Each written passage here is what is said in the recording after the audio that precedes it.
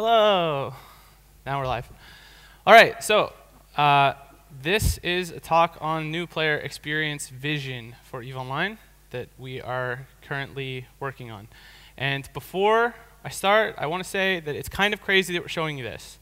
When you're coming to Fanfest, I asked if we could and was given permission for some reason, even though it's very early. So I guess the point of saying this is that everything you see here, treat it as very early, that we are doing this because we really value hearing from you guys, so getting a conversation started now has a lot of value for us, and so I wanted to show you what we're thinking, but it's going to change a lot, inevitably, at least parts of it will.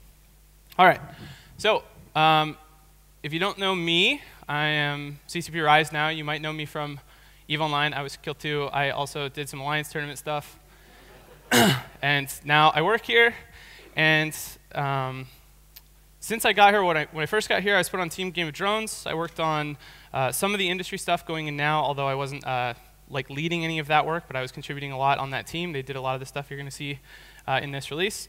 I also did a lot of work on the ISIS and, of course, a lot of ship balance stuff. Something I haven't said anywhere yet is that I've been moved to this team, which may need a new name. But it has a new focus of working on the new player experience. So other members of that team include CCP Merc, CCP Delegate Zero, and a couple other awesome folks who aren't here. But that's kind of where I'm focused now. So that's why we're talking about this. All right. So to start off, I want to talk about what we mean by NPE. That kind of includes a lot of stuff in EVE. So we are not talking about character creation. We're actually not super worried about career agents for now. We're talking mostly about the basic tutorial. We want to try to cover what's happening here and start with that as a base, and we'll inevitably overlap with some of the stuff later in the game, but this is really our primary focus for the time being. And our long-term goal, if possible, is to actually remove this tutorial. So that is a kind of a set stage a bit for what we're talking about.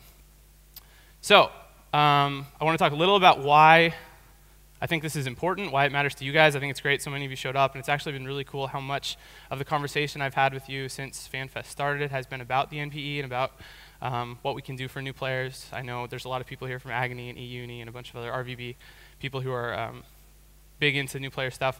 The most obvious reason, of course, is we have friends. I have good friends that are hardcore gamers, and they all refuse to play EVE for some reason, and so working on this matters to me because of that. It also matters a lot because a lot of our best content comes from new players. New players are enthusiastic. They're dumb sometimes too, which means they make good targets. We need them, of course, as recruits. I mean, everyone benefits a lot from having more players in the game, so it means a lot not only to us as a business, but to you as players to constantly have new people, and I think that's why we see so many cool organizations around bringing new people into the game. The other big part of this that has been underplayed a little bit, I think, is that a good new player experience depends on good foundational systems. We have a lot of problems currently with systems that affect all players, that affect new players more than anyone else. I was just actually talking to another dev who works on Dust who wants to get into EVE, and he was like, I literally have no idea what industry is. I don't actually have any concept of how it works or what it's for. And even though he's played EVE some, and I think a lot of this comes down to how the foundational systems in the game communicate to players. And so if we work on this from an NPE angle, we inevitably improve the experience for everyone who plays EVE Online. And you can see examples of that in a lot of the stuff that CCP Karker, CCP Puncturus have been putting in, stuff like these module tooltips. These can be really great for us as veterans. They're also extremely good for new players who need more information about the way the game works. All right, so to set up kind of a target for where we want this new player experience to go, I'm going to show you something that pieces of something that we created a few months back, actually when CCP Scarpia, who's down here, and you should bother him if you see him, our newly game designer came to EVE Online to begin with. We went to like an Icelandic cabin and got helmets and talked about what EVE Online should be, kind of broadly, like what the game really means, what's the core of the design of EVE. And a lot of what we talked about was relevant to the new player experience. And I pulled out a couple excerpts from that, and I want to show you those so that you have an idea of kind of what we want for the game in general. So this is one of those sections. When I started playing, and this is all kind of written from the perspective of a player, someone who's actually in EVE Online. When I started playing, I experienced wonder and scope at the scale of the science fiction universe. I could understand my place in this universe, and I felt empowered to harness the limitless potential it offered. Information about the world around me and methods for interacting with it were always coherent and elegant. I don't know if that sounds like EVE to you guys, but we would like it to. I always wanted to engage with others more than I wanted to do things on my own. And we have a lot of this, but these are all really good guiding ideas for what we would want out of a new player experience. All right, so for the next little bit, I'm kind of going to frame this through issues we see in the new player experience and things we might be able to extract as ways to improve from those issues. And before I get into the kind of the heart of that, I want to talk about how a big example or a big indicator of what we can do better is what you guys are doing. Things like the ISK guide, like these organizations that support players, show us a lot about what we can do. They also show that EVE's a really hard game to teach. I think that we do not have an easy problem on our hands, no matter how you cut it. These guys are pouring tons of people, tons of time, tons of work into creating the resources necessary to get people up to speed in EVE Online, and it's unlikely that we're going to be able to, just in some simple, beautiful solution, cover all of that really easily. It's a huge task. And so we just kind of need to acknowledge that up front and accept that we're always going to need the support from players, and we just need to do the best we can. I'll get some water if it's all right with you guys. This is someone else's water. All right. So, in terms of actual things that we're not happy with, this is one of the ones. I'll take that, but I'm not going to drink it right now. So this is one of the ones that comes up a lot when you start talking to players. I find that this comes up a lot, especially when I talk to people who do know EVE, and they go back and go through the tutorials for some reason. It also comes up with new players. I was actually talking at a bar the other night with a player who was he was actually a dedicated player. He had a relative here with him who wanted to get into the game, and he said when he started playing the game, he felt like he was accepting tons of license agreements in a row. There's just a lot of text. It takes a lot of just kind of brute forcing through all of this tutorial text, and that's kind of harsh. And actually a good way for me to frame why that's harsh and kind of understand it was because of a presentation I went to at GDC by this guy. His name is Asher Vollmer. He built Threes, which was the predecessor to 2048. If you guys have played that, it's a little puzzle game. But he did a presentation at GDC about what a good tutorial should be. And one of his big kind of pillars of a good tutorial, there were 4. He talked about exciting players, comforting players, teaching players, of course, and then respecting players. And I think that's something that often gets kind of overlooked, is that it's really important for people to feel like they're not being patronized or condescended to or that they're bored. I mean, we need to respect them as much as possible. And I think, all this text is a good example of that, where if you start to feel just buried in stuff, constantly disrupted, having your gameplay interrupted by things coming up in your face, or having to figure out how to get boxes out of the way when you just want to be looking at space or whatever, can be really, really bad for the experience. And that turns people away before they get to the things that we really want them to see. And the other big problem, the other big problem with all this text is that this is actually not an extremely effective way to teach. It can be if people are really motivated. There's a lot of people who can obviously study this way and learn a lot of stuff. But I think more and more everyone in education, whether it's games or outside, is moving towards more experience-based teaching. You learn better by doing. You learn better by solving problems and puzzles, by being actually interested in the thing you're doing than trying to memorize, tons of information that's just front-loaded for you. So what we want to do relative to this is move the new player experience in EVE towards contextualized information.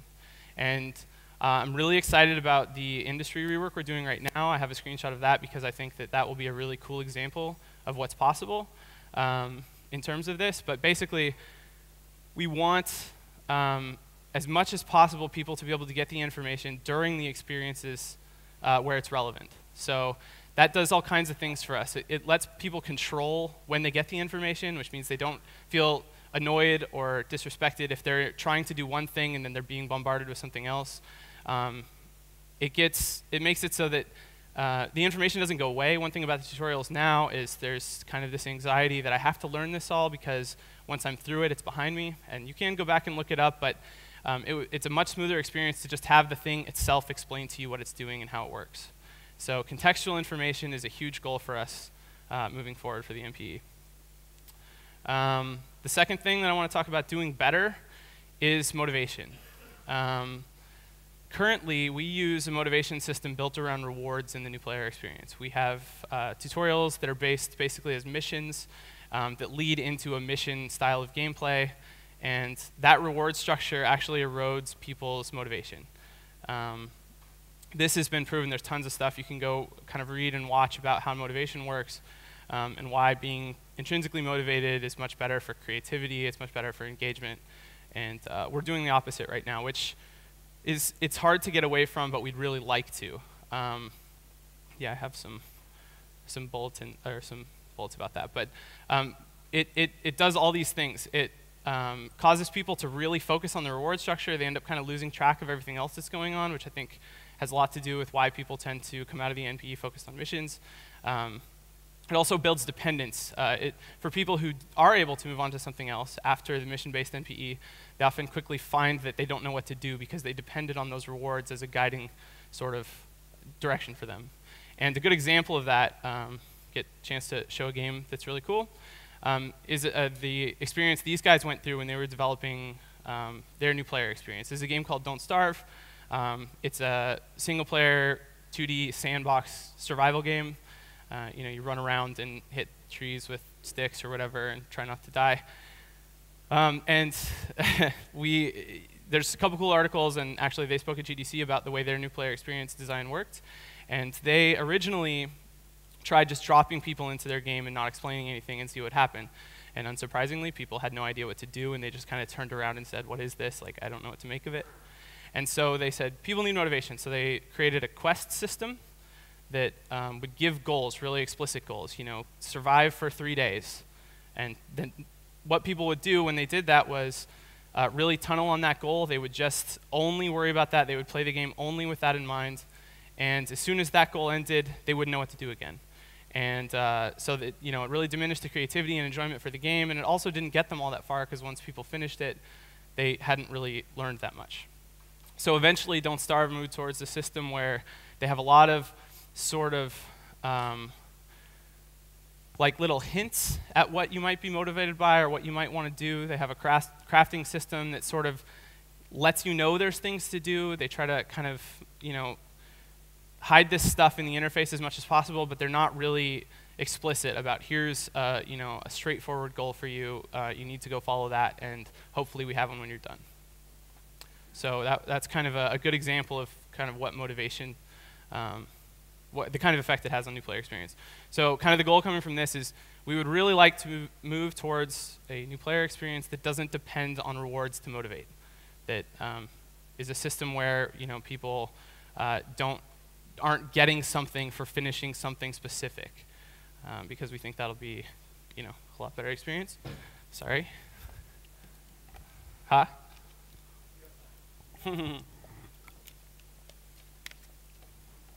All right. Next up is expectations, and this is a really big one. A lot of the people that we get new into the game are coming from events like B-R. We have some giant sandbox event that makes the news, or even just people are telling their friends about things that happen in the game that are very whatever that is. And then they come into the game and they find a new player experience that really doesn't deliver that at all. They come in and actually find something that's a lot more theme parky. They want to have these emergent, unpredictable, interactive experiences, and instead what they find is this linear, predictable, reward-based, isolated system. And there's some things that's good for. It's good for comforting people and kind of providing a space for us to control the experience a lot, but it really doesn't deliver on what people expect to get when they come into the game.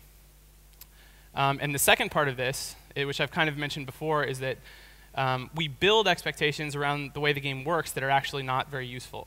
we build the expectation that we will be giving you tasks and that you will progress in this linear way. And so as people move through the game and they move through the tutorial and they get to the end, they get shocked to find that we stop giving you goals. You either go into missions or you are kind of set free and have to figure out for yourself what to do. And there's times where people are capable of that, but there's a lot of times that they're not. And that's not good. We would really like to meet expectations all around. So try to provide the experience that people are expecting when they come in from hearing about how awesome Eve is, and also set good expectations for them going forward into the game. Prepare them for the way Eve actually works. Uh-oh. Oh no, it's fine. All right. So, and the last piece that I think we can do a lot better is just getting people moved towards rich experiences sooner. And this is something that we actually have looked at a lot. We have some cool data on this, and I've sort of obscured it as much as possible so as not to get in trouble. But basically, if you take a chunk of new players into the game, and this is players who have actually subbed, so they're interested enough to give it a shot, they, about half of them don't last all that long. They're here for a month or something like that, and then leave. Another chunk, which is another almost half, move into a very isolated playstyle. They move into mining and or missioning, actually missioning a lot more than mining, and they stay pretty much to themselves. They actually don't trade very much. They don't engage in a very diverse range of activities. They're pretty much just doing that straightforward theme park of sticking to missions and leveling up their Raven, basically. And for some people that really fits. You've probably seen by now a presentation by CCP Veritas, and for him this is actually amazing. He loves this type of gameplay, and we have a lot of people who do, and that's awesome. But we can see very clearly that our new player experience is pushing people this way. This is where they're heading when they come out of it. And for many of them, that's not a good fit, and so they end up leaving. We have this other small group of 5 to 10% that do move into a really wide range of experiences. They move into, they're trading with other players a lot, they're in corps much more often, they're talking in fleet chats more often, they're on PvP kills more often. And these people tend to stick with us. These people are all of you guys most likely. And they love the game and they stay with the game for a long time. And to us, that says that the more we can do to get people having the kind of experiences that this group is having, the better off we'll be. Because obviously, for them, it's really rich and meaningful, and it sticks with them for a long time. And I have one more little arrow, because yes, we do have, more often than not, the people in this track tend to leave, where the other group doesn't. So the last goal we can take is to encourage meaningful experiences as much as possible. And all right, so from there, I have one more little small note, which is that one thing we have to do better, if possible, is make it easier for us to do upkeep on our new player experience. I think a good indication about this is that internally, if we need some information about how something in the game works, we actually use the UniWiki rather than Evilopedia. And that's simply because we don't have the manpower to keep everything up to date. We update the game very rapidly, which is awesome. But the way things are set up right now, because of the way the tutorial is set up, whenever we make big updates or changes like the industry rework we're doing now, we have to actually spend a lot of time going back and trying to keep the tutorial content up to date, which is a big challenge. And so we'd like to move, if possible, towards not having to do that. So if we list these goals out, we have more contextual information, we have motivate without rewards, with the acknowledgement that people still need something to do, and if we just drop them in with nothing, they'll most likely be confused and terrified, and they'll leave. We need to meet expectations, both that people are bringing in from outside and looking forward into their EVE careers. And we need to encourage meaningful experiences as much as possible. All right, so from there, I have a small feature list that we have sort of in mind as the way to accomplish these goals. And with some of these features, I'm going to show you screenshots that may or may not accurately represent what you'll see going into games, so please take them lightly. I'm sure Twitch will screenshot everything and pick it apart really quickly on the internet, and that's fine. So the first piece is tooltips, and this seems really obvious. It seems like something that the game should have. Like it doesn't sound like a feature or like, yeah, congratulations, there's tooltips. But actually, that's how we feel because there really isn't a good base for this right now. We have a lot of tooltips like the ones you see on the right, where you hover something and you get it repeated to you, something it already says in text. That's the way like ship attributes and stuff work. There's also a lot of stuff that just plain doesn't really have tooltips or explain what it is. And like everything in the HUD is a good example. This has been coming a long way thanks to CCP Carker, but we're doing even more related to this. And this is a composite screenshot. We're not going to put all the tooltips up at once. It's a composite of kind of all the things that or a selection of the things that we're actually have authored and ready to go and will be coming out this summer. And there's a lot more as well. This is just a kind of an idea of what we're talking about.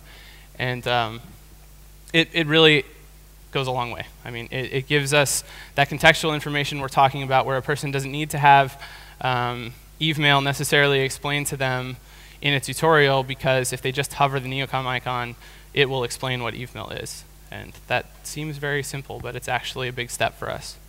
And this, because of meeting that contextual information goal, it gives us a lot of room to stay out of people's way. We can be much less disruptive. People can have a lot more control over what kind of experience they're having. And another really cool thing about this is that it has a lot of untapped potential that we are looking into. So on the left here, you see an example of hovering a ship attribute in a show info and having it tell you things like what skills and items are affecting that attribute right now, and what kinds of skills or attributes, skills or items you might look into to affect that attribute if you want to change it more.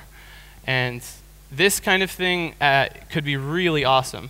This is another example in the fitting window where you're hovering DPS and it's just saying this can be modified by these implants and these skills and these items. And again, like, it doesn't seem like rocket science, but and we've made a lot of ground on this stuff. I mean, these are actual shots from in a client. I mean, this is stuff that we're actually working on making, which is really nice, and hopefully you'll see more and more of it.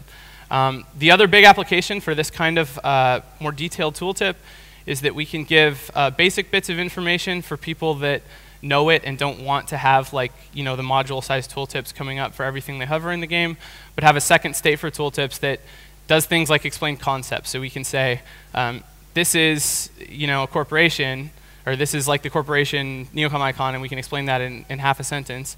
And then we can have, if you hover it for a while, you get a longer piece of text that explains like why corporations are good, or how you might find one, or whatever. And so we're looking into that as well. The second big feature that we're looking into, and this is the most questionable mock-up, but put it up anyway, is the notification system. And this is the thing that's kind of coming up next once we feel comfortable with where the first kind of stage of tooltips are at, is looking at notifications in general. Of course, right now we have mail notifications, which are not very fun to manage or read or use in general. And then we have contact list notifications that pop up in the right-hand corner when someone logs on or logs off.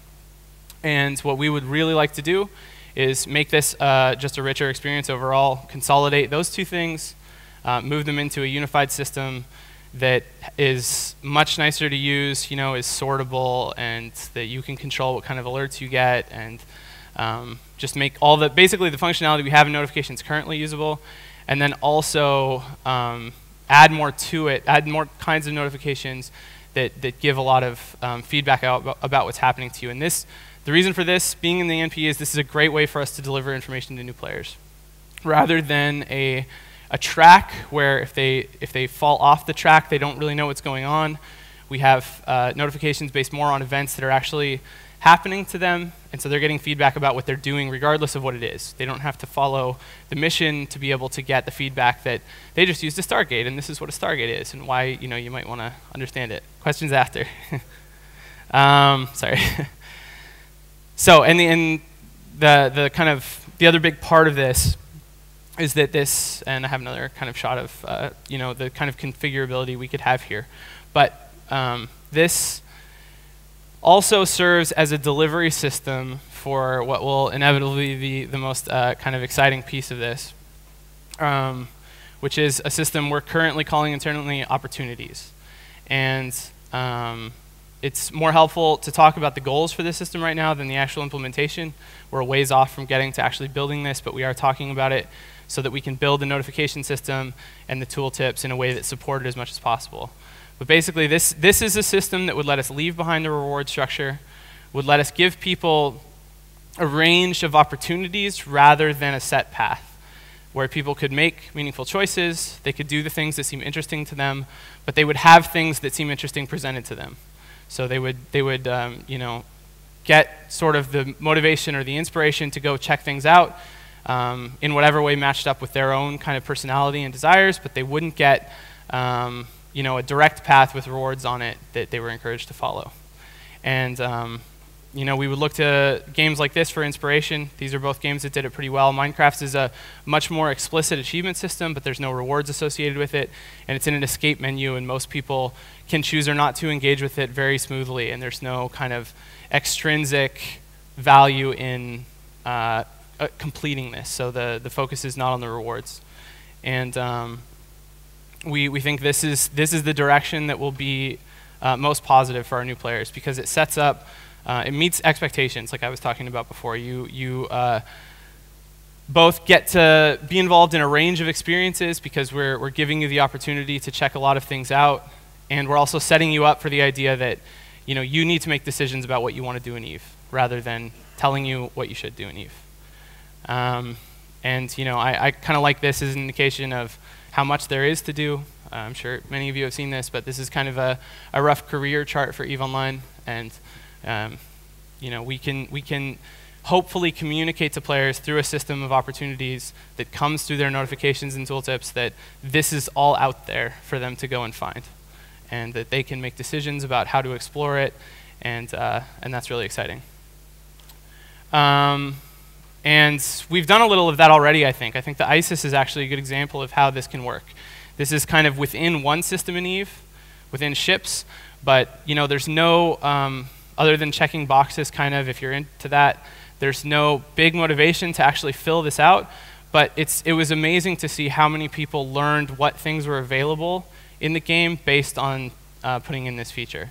Everyone sort of suddenly realized that there was opportunities to maximize their characters that they were missing out on, or realized that there was other skills and other ships and sort of classes that they were interested in that they didn't know about and didn't know how long it would take them to get to. A lot of people found out that there was stuff that was actually really accessible to them they just hadn't really put together, and this helped them find the way, and I think that kind of is an example of what we could achieve for the game overall. And the last big system we're talking about, which we actually did some implementation work for, but pulled back on for a while until we can figure out exactly what kind of scope it would have, is some kind of reference for concepts that don't really have a context we can communicate them through. So, you know, if a new player wants to know what a coalition is, for instance, we don't really have a good way to tell them because it doesn't actually exist. So, having some kind of, you know, bank or glossary of some kind to just have big concepts that we can lay out simply so that people can quickly find out what they are would be really good. I have a Civilopedia, or an EVE, Civilopedia picture. That doesn't mean that's how it would look or how it would work, but I think this is something that games often find themselves needing. The big problem with this is that it violates that goal of upkeep pretty badly. We could run into trouble easily with keeping this up to date, and so we need to be very careful about what kind of scope it has and what kind of things we're teaching in it. And the last big part of kind of our mission right now is to make sure we're validating a lot. This is something that we've kind of had a mixed history with, I think. But doing a lot of play testing as we put in these features, and doing a lot of A/B testing, which is, you know, running out 2 different versions of something or 2 different sort of systems in parallel for different users at different times, can help us understand what's actually most helpful. And we've actually done this with the tooltips. Some of them, it was more of a pilot for the ability to do A/B tests than an actual attempt to find out if the tooltips were useful, because that was pretty straightforward. But it went really well. We were able to see, you know, split the new player base into chunks and see how they did with different versions of the game, which is great.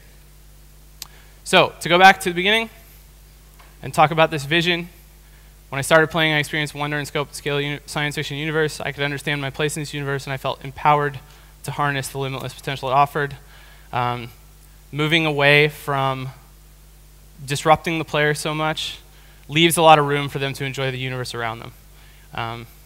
You know, if you're constantly reading, it's a lot harder to understand how awesome Eve is, and so this goes a long way to solving that. And people feel empowered to harness the potential of the game if they understand that they have opportunities, they have a lot of choices, rather than following a linear track. Information about the world around me and methods for interacting it with are always coherent and elegant. Contextual information through things like tooltips and notifications allows people to discover the universe at their own pace, rather than trying to make themselves fit into the pace we set in the tutorial. And you get a lot of good feedback from those systems, and it feels natural rather than you know, artificial, and that's really nice. And I always wanted to engage with others more than I wanted to do things on my own. This is a huge piece, which is probably underplayed generally in this talk, but through a system that is not you know, an isolated linear tutorial, we can actually encourage people to interact with other people. And I think that's a huge part of what is successful about organizations like eUni and Agony and RVB, is that they're not only learning the game or teaching the game, but they're doing it alongside other players. I think it's a huge priority for us to find ways in our NPE to push people together so that they can actually learn the game and experience the game as a social and interactive game, rather than as, you know, this cubby where they're by themselves for a while. And that is actually the talk. We have a roundtable on the NPE, and as I said at the start, the biggest motivator for us bringing this to you guys is so that we can start to get feedback. It's been really nice already to talk to people a lot about the NPE, and we're going to have a roundtable with these guys and a couple others from my team tomorrow at 2. So come by and talk to us, and we probably have, I don't know how long this was, but probably have 4 or 5 minutes or something for Q&A in here if you want.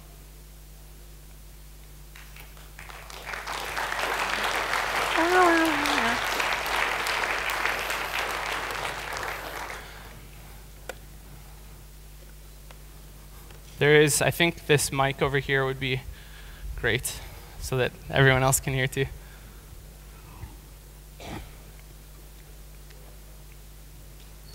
Hello. I started a new character this summer. Yeah. And then I played through the tutorial to see what new thing that I hadn't discovered. Yeah. To see it. But then there was some nice pirates that want to blow me up when I took the. But the tutorial didn't interact with that, and it just wants me to continue with my blown up ship. Is that something you're thinking of doing? So if someone comes and blow you up while you're doing the tutorial, that it actually guides you back in back to where you were. Definitely. I mean, I think that hopefully we don't have you on. You know, this track that you can be thrown off of. I think that's actually really common. I mean, it's actually interesting to happen to you because of other players. I know that happens some, but it also happens just because people that are actually in the tutorial do funny things. Yeah. They self-destruct their ship, or they like eject somewhere and don't know where or whatever, and then finding their way back on to completing it is really difficult. And so whatever we make, I think we absolutely would not want that to be possible. We would want people to have an opportunity to do something, to learn about the game, regardless of, you know, whether or not they had fallen off the track, so to say. As an experienced player, I didn't know what you do, but as a new player, they wouldn't know what to do. I think they just quit. Yeah, that would be a good opportunity. And what do I do now? There's no one to help me, really. I know, like CCP Carker was talking about her first experience with the game, and she went to an acceleration gate for one of the missions and didn't know where it was on the screen, and so she quit. And that's like a really basic version of that. But yeah, I mean, we need to make sure that people don't have to be on the rails kind of to be able to learn the game. I think that's a huge part of the goal. And when you have your nice pirates that love blowing up newbies, that you need to have some way to actually guide them. And you have one friendly pirate blow you up. Now you need to go to do this to actually get back to where you were. Definitely. Next up. It's more of a recognition as well. I think one of the big things that you've done recently really well is the kind of the engagement symposia that you've been running on how to get involved in PvP, how to do mining, and the kind of the interactive pieces. Given that you've got a very, very active player base that is new player friendly, is there any plan to engage more broadly with the base to help bring newbies through it? I mean, other than set them to brave newbies, which is just wrong. It's really and wrong. It's I think that's a really tricky thing. I know that there's no doubt about us looking to those groups for guidance in how to deal with new players. I think you guys know an enormous amount, and so I expect us to use that resource a lot. I really don't know about kind of explicitly tying new players to particular organizations. That seems like very dangerous territory. You know, you talk about I think it would be harsh if we advocated for a particular group and then that group ended up abusing players. It would just be very complicated, and it's possible that we're able to do that. I know we've talked about trying to let players do that more, provide systems for people to, I don't know, rate or somehow advocate for themselves or do this filtering for us so that we are not in the sticky sort of business of trying to evaluate player groups. But on the other hand, we do happily encourage people to go to eUni or go to Agony or whatever. And I don't know, we'll have to explore that, I think, as we figure out kind of what we need in this system and if there's places we have the opportunity to do that. Thank you. Will we get a notification window for PI? I think every system in the game should be incorporated. I mean, anything where, like, if you ask that question, I think the answer should be yes. Because now if you open Science Window and open planets, you see what planets you are mining and customization stuff like that. But there is space if you want to write what you are making there, like mechanics, robotics, or stuff like that. There is space behind. Yeah. It's to fill it up with it. We should definitely include it in this and maybe work on that UI as well. So it sounds like. And you don't have to click so much. Yes.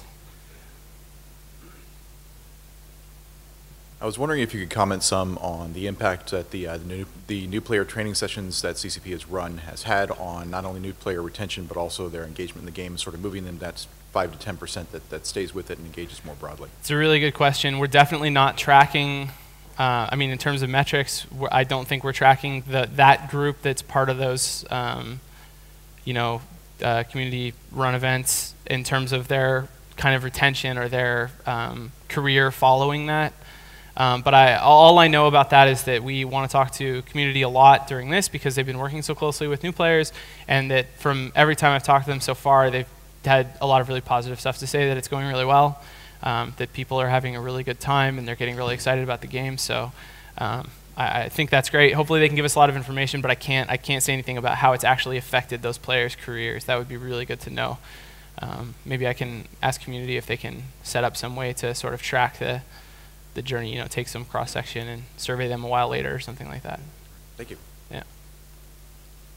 Hi, I was just wondering if you would, you brought a lot of content out of game by adding ship spinning on the website. Is there any way we can do, I know wikis are one thing, but is there any way we can kind of visualize the tutorial experience outside of the game? So instead of just being able to spin a ship, maybe there could be something on ship scanning and how to probe down stuff and little things like that that may not want to specifically do as part of the tutorial, but somebody can be sitting at work and having a look at.